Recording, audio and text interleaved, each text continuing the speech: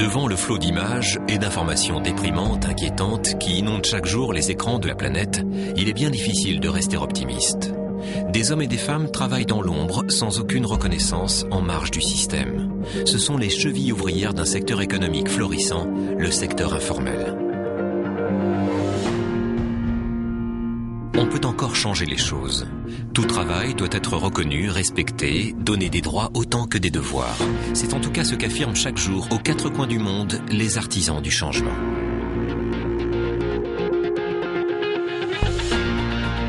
Sortir les travailleurs pauvres de la précarité, en les formant et en créant des conditions de travail dignes en toute sécurité, c'est l'objectif de Bagoré Batili, Seri Youlou et Albina Ruiz.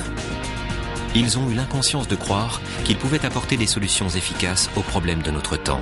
Ils les ont mises en pratique et leur réussite prouve tout simplement que c'est possible.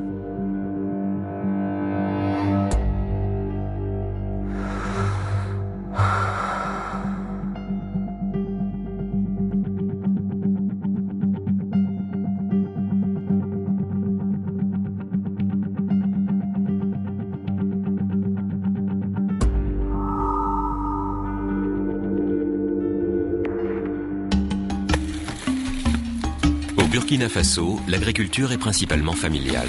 Elle permet d'assurer la base de l'alimentation. Il est rare que l'on puisse vendre des excédents. La priorité, c'est d'assurer des réserves suffisantes pour l'année à venir. Au moment des récoltes, tout le monde est au champ. À Boromo, Seri Youlou et sa famille ne font pas exception. C'est le point culminant de la saison. Lorsque la récolte sera mise au grenier, il pourra se consacrer à sa deuxième occupation, la maçonnerie. Au Burkina Faso, à la saison sèche, on en profite pour réparer ou construire sa maison. En Afrique ici, on cultive pendant 4 mois. Le 6e mois, on fait les récoltes. Après, il n'y a rien à faire encore. Donc c'est là maintenant, on est revenu maçon à ce temps-là.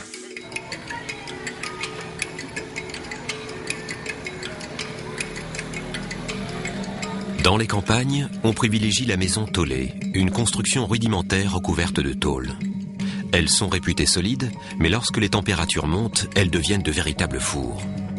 Tout le monde n'a pas les moyens de s'offrir une maison tôlée. Les matériaux de construction sont importés de l'étranger et donc trop chers pour les populations rurales. Alors, on construit en bankou, en terre, sur une charpente de bois. Aujourd'hui, c'est devenu impossible. Le bois est devenu une ressource trop rare.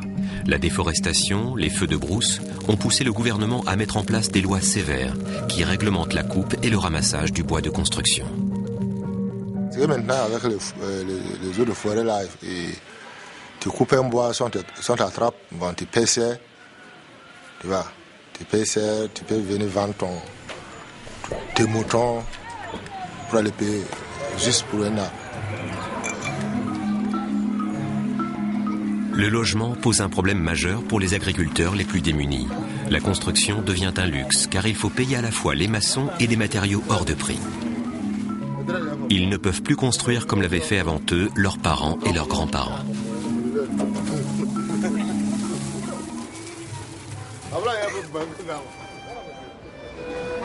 Pourtant, il existe une alternative.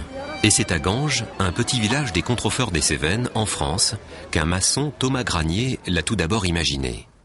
Sur les conseils d'un ami, il est venu l'expérimenter à Boromo, il y a aujourd'hui plus de 10 ans. J'avais depuis très longtemps dans la tête l'idée de faire un essai sur la capacité qu'on a à construire une voûte sans coffrage. Et arrivé là-bas, cet ami m'a présenté celui qui allait devenir mon collaborateur dans cette aventure, Seri Youlou, et on s'est mis d'abord à faire tomber des briques les unes sur les autres. Et tout de suite, moi, j'ai eu l'idée que ça pouvait être une vraie alternative architecturale pour le plus grand nombre. Bien. Tu as peur? On n'a jamais vu une brique tomber, ça fait... Thomas il a amené cette idée de construire la voûte sans bois, ni tôle, ni coffrage. C'est là maintenant, on a commencé avec lui. Bon, au début, comme moi, je n'ai jamais vu ça. Bon, je le suis, mais Je ne sais pas comment ça va revenir. C'était un truc que nous, on n'a jamais vu ça. Donc,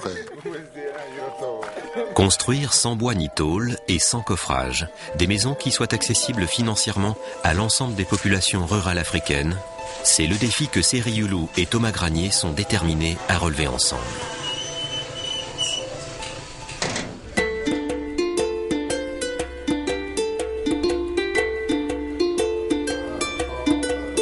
Alors que le bois de construction vient à manquer, ils ont retrouvé et adapté une très ancienne technique architecturale africaine, la voûte nubienne. Venues du Haut-Nil, certaines habitations réalisées selon ce procédé sont aujourd'hui encore debout, 3200 ans après leur construction.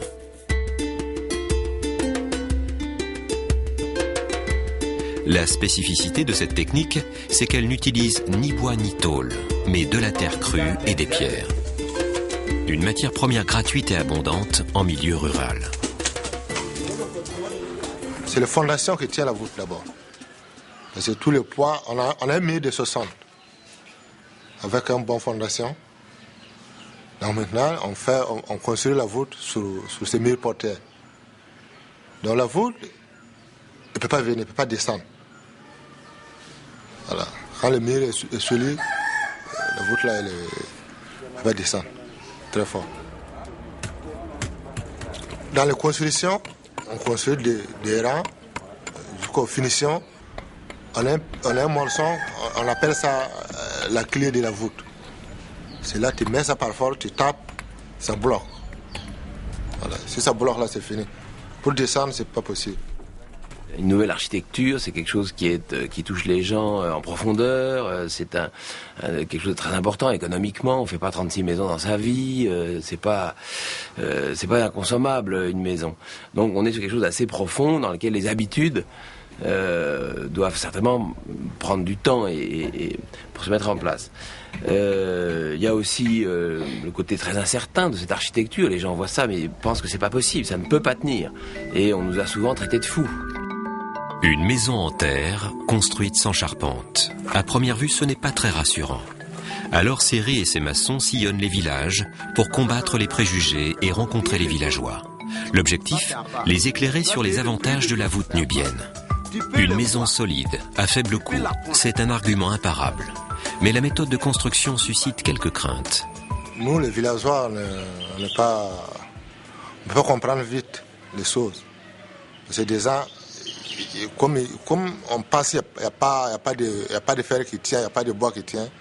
Donc pour les faire comprendre, là, il faut les parler, il faut les montrer d'abord les photos, tu vois, avant qu'ils comprennent. Sinon tu les dis comme ça, il ne veut pas accepter ça vite, quoi. Voilà pourquoi on fait les sensibilisations.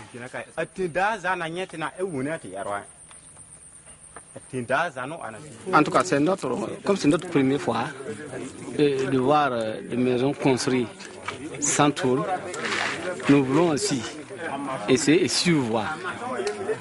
Comme ça, ça diminue les dépenses. Maison tôlée, ça donne beaucoup de dépenses. Donc celui qui n'a pas le moyen, il ne peut pas construire.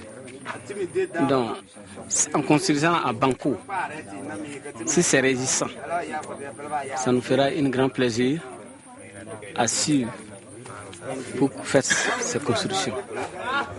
Améliorer la qualité de vie des populations locales ne se résume pas à leur donner un toit. La technique de la voûte doit pouvoir se transmettre et donner aux agriculteurs un bagage supplémentaire, une opportunité d'emploi pendant la saison sèche. Le savoir-faire des maçons voûtes s'acquiert sur le terrain et il dépend de l'envie et des compétences du nouvel apprenti. Là, de nouveau, c'est le côté naturel de la transmission. Tout chantier implique de la transmission et implique pour chacun des acteurs du chantier, même le chef de chantier, de l'expérience. On apprend son métier constamment. Donc, il y a un potentiel formateur sur tout chantier de maçonnerie. L'idée de base, c'est d'utiliser ce potentiel formateur naturel, j'utilise ce mot à nouveau, et de l'accélérer, de le dynamiser, de l'organiser, de le contraindre éventuellement pour augmenter ce ratio de connaissances acquises par chantier ou par homme travaillant sur un chantier. À l'image des compagnons bâtisseurs, il existe 6 degrés sur un chantier de voûte nubienne. Du niveau 0 au niveau 5, de l'apprenti au maître maçon. Ce sont les maçons les plus gradés qui accordent les différents niveaux aux apprentis les plus compétents. Ce système garantit une transmission parfaite des fondamentaux de la construction. La notoriété des maçons voûtes s'est rapidement répandue dans tout le pays, jusque dans la capitale Ouagadougou. Jean-Yves Dagnon a choisi de construire un bâtiment en voûte plutôt qu'en béton, notamment parce qu'il ne faisait plus confiance aux maçons traditionnels. Ici, en fait, on a une très grande majorité d'acteurs dans le bâtiment, enfin des constructeurs, qui sont en fait des artisans qui sont dans le secteur informel depuis toujours. Ce sont pratiquement toujours des personnes qui n'ont pas suivi de cursus de formation, qui ont participé comme manœuvre d'abord dans les chantiers et ensuite les plus débrouillards. Ce sont aussi ceux qui parlent aussi très bien. Ce sont eux qui arrivent assez rapidement à prendre des marchés en faisant croire facilement, relativement facilement qu'ils connaissent bien leur métier. Seri Youlou est venu de Boromo pour superviser le travail d'Aruna, le chef de chantier. Aruna est aujourd'hui un maçon de niveau 4. Son application et son sens de l'organisation en font un futur niveau 5. Si tu ne sais pas, tu vas dire que c'est dur. Oh, pourtant, c'est pas trop compliqué comme ça. Il faut rentrer et essayer. Tu vas trouver que c'est pas trop dur, quoi. Moi aussi, je pense pour développer dans votre nubienne, quoi. Parce que j'ai commencé petit à petit. C'était niveau 0. Donc j'ai rentré, commencé à enlever les briques, petits briques. Bon, une année, j'ai fait petit briques. Bon, deuxième année maintenant, je commence à dresser les murs. Bon, troisième année, je commence à faire la voûte. Donc, la troisième année, je commence à faire la voûte. Donc, je trouve que c'est meilleur. Donc, moi aussi, je pense pour développer là-bas. Au-delà de son intérêt économique, de son intérêt social et formateur, la voûte nubienne est une construction particulièrement adaptée au climat africain, puisque c'est en Afrique qu'elle a vu le jour il y a plus de 3000 ans. Ça fait partie de la richesse africaine.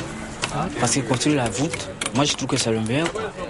Ouais, parce que je sais pas par rapport aux autres personnes, mais quant à moi, ça le lasse. Parce que la voûte m'attaque et là, quand tu le construis, ça donne toujours le contraire. C'est-à-dire en Afrique, au moment où il fait chaud, tu rentres dedans, il fait frais. Au moment où il fait frais, tu rentres dedans, il fait chaud. Donc nous, on n'a pas besoin de payer les climatiseurs pour un continent aussi pas assez riche, quoi.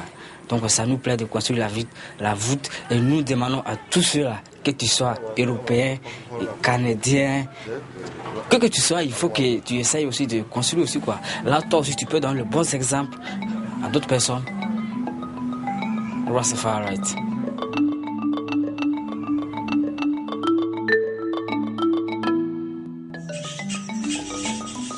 La technique de construction de la voûte nubienne et la transmission de ce savoir sont désormais maîtrisées par Thomas Granier, Seri Youlou et l'ensemble des maçons voûtes. Mais le challenge, c'est de rendre ces habitations accessibles au plus grand nombre. Pour y parvenir, Thomas Granier a mis au point une méthode qui semble porter ses fruits. Donc l'idée, c'est de s'appuyer sur des communautés particulièrement intéressées par le concept, à partir de ce qu'on appelle des personnes clés, qui sont convaincues par le concept technique et convaincantes localement. Ces personnes clés, on va les repérer, on va les former, les sensibiliser, et on va appuyer leur propre communication. Elles ont pour tâche de repérer un premier cercle de clients et d'apprentis. Une fois qu'on a ce premier cercle, on démarre ce qu'on appelle un DPVP, on excuserait le sigle. Et alors le DPVP, c'est déploiement du programme à partir de villages pilotes. Sur ces communautés deviennent des pôles de marché qui vont croissant. La demande s'ouvre, la formation permet à l'offre de s'ouvrir elle-même, et imaginons qu'on a sur une région 200 villages, mais on en a 20 sur lesquels on a ouvert ces pôles de vulgarisation. En 4, 5, 8 ans, la totalité de la région